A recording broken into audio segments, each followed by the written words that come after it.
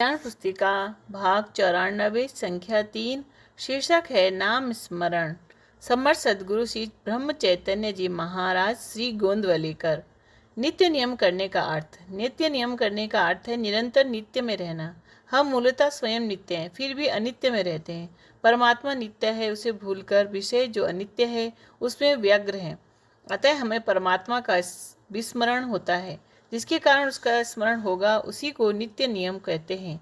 हमें हमेशा नित्य नियम में रहना चाहिए, किंतु वैसा आचरण नहीं होता। इसीलिए प्रतिदिन कुछ समय के लिए उसका स्मरण होने के लिए पठन करना चाहिए। जो पठन किया होगा उसका चिंतन करना चाहिए, जिससे हमें उसकी आदत होगी। जो अखंड नाम स्मरण करता है वह नित्य नियम में ही रहता है। यदि सच्चे अर्थ से किसी ने नित्य नियम किया है तो ब्रह्मानंद महाराज, ब्रह्म चैतन्य महाराज जी के सर्वश्रेष्ठ शिष्य ने ही हमें सोचना चाहिए कि हम नित्य नियम में कैसे रह पाएंगे। इसके लिए गुरु आज्ञा ही प्रमाण है, वही सच्चा साधन है। गुरु आज्ञा ही नित्य नियम है। हमें उसकी शरण में जाना चाहिए।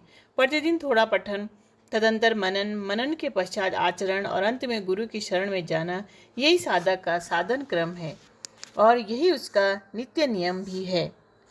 आयु जो जो बढ़ती है त्यों त्यों साधक की परमात्मा से मिलने की उत्कंठा बढ़नी चाहिए। केवल नित्य नियम है, इसीलिए विवश होकर नाम स्मरण नहीं करना चाहिए। साधक को हर बात दिल से करनी चाहिए। यह ध्यान में रखा जाए कि संकित मन से हुई साधना में अपवित्रता आ जाती है। परमार्थ में श्रद्धा ही मुख्य पूंजी है। ऐसी श्रद्धा हो कि साधना में संतोष ही सर्वस्व है। जैसे थर्मामीटर में हम बुखार कितना है यह देख पाते हैं, वैसे साधना करते समय हमें संतोष कितना मिलता है यह भी देखना चाहिए। साधक को विश्व में कितने दोष हैं यह नहीं देखना चाहिए, क्योंकि उन दोषों के बीज हम में ही होते हैं। कीर्ति, लालसा, मान सम्मान बहुत घातक होते हैं। बड़े बड़े साधकों की भी कीर्ति लालसा के कारण अधोगति होती है। उसी प्रकार धन और काम वासना का संयम न रखने के कारण साधकों का भी परमात्मा के पास पहुँचते पहुँचते पतन होने लगता है। विश्व के सारे बंधन हमें बंधन में डालते हैं। भगवान का पास ही असली पाश है। वही बंधन हमें सभी बंधनों से मुक्त करता है और शाश्वत सुख का लाभ करा देता है। जग में प्राप्त होने वाले मान सम्मान से कभी मोहित नहीं होना चाहिए।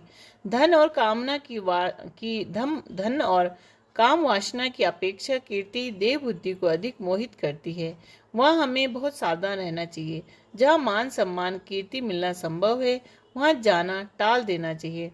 यदि उसे टालना संभव नहीं लगता है हो तो भगवान का दान है ऐसा मानकर उसका स्वीकार करना चाहिए। जो वास्तव में बड़ा होता है वह श्रेष्ठ होता है। वह सम्मान की कभी अपेक्षा नहीं करता और वह यदि सम्मानित किया गया तो उसकी उसे कभी महत्ता नहीं लगती। हमें स्वयं यह परख कर देखना चाहिए कि क्या हमें मान सम्मान प्रिय लगता है। उससे हमें ज्ञात होगा कि हम स्वयं कितने श्रेष्ठ हैं। आते जाते भगवान को प्रणाम करें, राम राम कहें। एक बार भगवान के प्रति रुचि निर्माण हो गई तो और छूटेगी नहीं। निरंतर संतोष का मार्ग। उसकी माता धन्य है जिसे लगातार राम सेवा करने का अवसर मिला। स्वार्थ रहित राम सेवा ही जीवन में सबसे बड़ा लाभ है।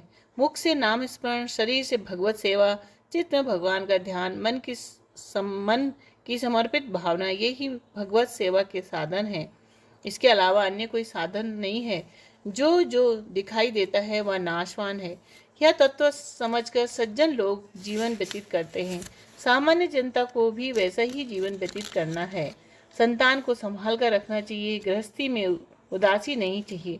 गृहस्थी में कई संकट आते हैं, फिर भी गृहस्थी में इन संकटों से संघर्ष करना चाहिए।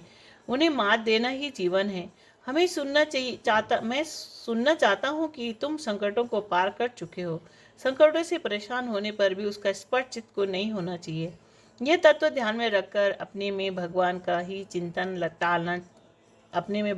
चिंतन चलना चाहिए। मेरा यह कहना तुम साधारण मत समझो। विश्व में इसके सिवाय दूसरी हितकारक बात ही नहीं है। मन में धारणा होनी चाहिए कि मैं किसी बात का करता नहीं हूँ, मैं तो अब राम का हो गया हूँ। सिवाय नाम स्मरण के कोई बात चित्त में नहीं आनी चाहिए। मान अपमान का पूर्ण त्याग करके रघुनंदन राम का ही ध्यान करते रहना चाहिए। जितना बन सके उतना राम नाम जपना चाहिए। चित्त प्रभु राम की ओर रखना चाहिए। परिवार में रहते हुए भी पत्नी बालकों के साथ रहकर भी प्रभु राम का ध्यान करो।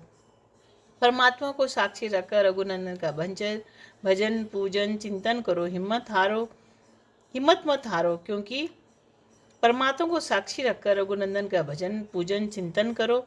हिम्मत मत हारो, क्योंकि रघुवीर का सहारा तुम्हें है। बुढ़ापा आ गया, शरीर क्षीण हो गया, फिर भी अहंकार वैसे ही है, उसका त्याग करो। वृद्धावस्था में गृहस्थी की समस्याओं की ओर कम ध्यान दो। पुत्रों का मार्गदर्शन कर सुखी रहना चाहिए। आवश्यकता पड़ने पर औषध का सेवन करो, लेकिन दुखी मत बनो। शरीर थकने पर भी आसक्ति कम नहीं होती। जब तक शरीर है तब तक अहंकार वह मेरा ही वृत्ति बनी रहेगी। उसी को राम के चरणों में अर्पित कर दो, उसे पुनश्च पनपने मत दो। गृहस्थी संबंधी परमार्थ संबंधी जो भी हुआ वह अच्छा ही हुआ है और भगवान राम की कृपा से ही हुआ है। यह ध्यान में रखिए कि सिवाय भगवान की कृपा के होता नहीं है। अतः पूज्य रघुपति को कभी मत भूलो। बढ़ती आयु के कारण शरीर क्षीण होगा ही, इसीलिए सावधान रहकर कार्य करना चाहिए। शरीर को आलसी नहीं होने देना चाहिए। परिस्थिति के अनुसार कार्यरत रहना कर्तव्य ही है। वृद्धावस्था के कारण हम शरीर अधीन हो जाते हैं।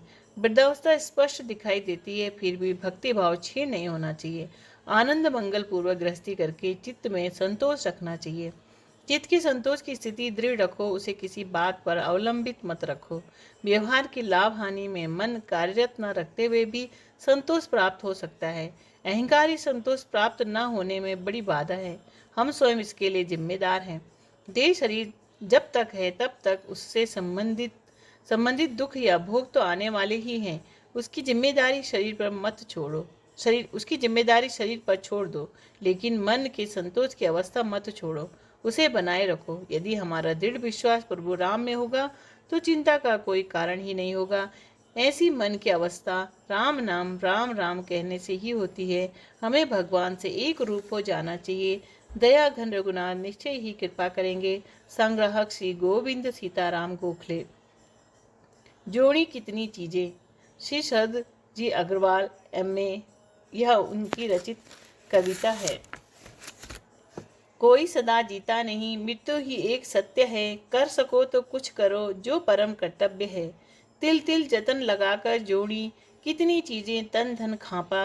भरा नहीं मन फिर भी लाओगे, देखो ये तो फिर से प्यासा।